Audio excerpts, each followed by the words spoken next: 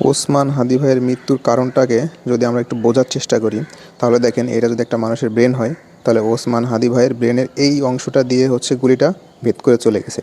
এই অংশটাকে বলা হয় ব্রেন স্টেম। খুবই গুরুত্বপূর্ণ একটা অংশ। গুরুত্বপূর্ণ কেন? কারণ আমাদের ব্রেনের এই অংশ দিয়ে আমাদের যে শ্বাস-প্রশ্বাস আছে সেটা নিয়ন্ত্রিত হয়। আমাদের যে হার্টবিট বা হৃদস্পন্দন সেটা নিয়ন্ত্রিত হয়। আমাদের ব্লাড প্রেশার নিয়ন্ত্রিত হয়। তারপরে আমাদের যে রিফ্লেক্স আছে সেই রিফ্লেক্সগুলো নিয়ন্ত্রণ করে আমাদের ব্রেনের এই ব্রেন স্টেম বা এই অংশটা। দেখেন এইটাও কিন্তু আমাদের সেই ব্রেন স্টেমের একটা ছবি। এখন এইখানে আমরা দেখতে পারতেছি অসংখ্য নার্ভ আছে। আমাদের এখানে টোটাল 10টা ক্রেনিয়াল নার্ভ আমাদের এই ব্রেন স্টেম থেকে বের হয়। যে নার্ভগুলো আমাদের বডির বিভিন্ন কার্স নিয়ন্ত্রণ করে। তারপর আমরা এখানে আরেকটা ছবি দেখি। দেখেন এই যে এই অংশটা ব্রেনের, এই অংশটাকে বলা হয় সার্কেল অফ উইলিস, যেখানে আমাদের ব্রেনের গুরুত্বপূর্ণ যে রক্তনালীগুলো আছে সেইগুলো এখানে থাকে।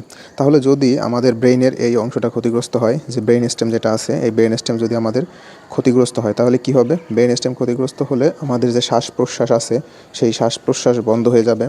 তারপরে যে হার্টবিট আছে সেই হার্টবিটটা বন্ধ হয়ে যাবে। যে নার্ভগুলো আছে নার্ভগুলো ক্ষতিগ্রস্ত হওয়ার কারণে সারা বডি আমাদের প্যারালাইসিস হয়ে যাবে। তারপরে বডিতে যে রিফ্লেক্সগুলো থাকে সেই রিফ্লেক্সগুলো ঠিকমতো কাজ করবে না। ব্লাড প্রেশার ফল করবে, টেম্পারেচার নিয়ন্ত্রণে থাকবে না। সার্কেল অফ উইলিস, ব্রেনের গুরুত্বপূর্ণ রক্তনালীগুলো যেখানে থাকে, হাদি ভাইয়ের এই অংশে বুলেটের কিছু পরিমাণ অংশ থেকে গিয়েছিল। তাছাড়া এই সার্কেল অফ উইলিস ক্ষতিগ্রস্ত হলে এইখান দিয়ে প্রচুর পরিমাণে ব্লিডিং হয়।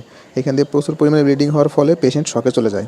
ব্রেনের এই ছোট্ট একটা অংশ ক্ষতিগ্রস্ত হওয়ার কারণে আমাদের বডিতে কত ধরনের কত সমস্যা হয়। হাদি ভাইয়ের ব্রেনে যে ইনজুরিটা হয়েছে এই ধরনের ইনজুরিকে বলা হয় লিথাল প্রাইমারি ব্রেন ইনজুরি। শুধু বাংলাদেশ না, পৃথিবীর উন্নত দেশগুলোতেও এই ধরনের ইনজুরির কোনো ভালো চিকিৎসা নাই। এখন আমরা সাধারণ মানুষ শুধুমাত্র পারি হাদি ভাইয়ের জন্য দোয়া করতে। তাই আমরা সবাই হাদি ভাইয়ের জন্য বেশি বেশি দোয়া করব। ভিডিওটা শেয়ার করে দিবেন।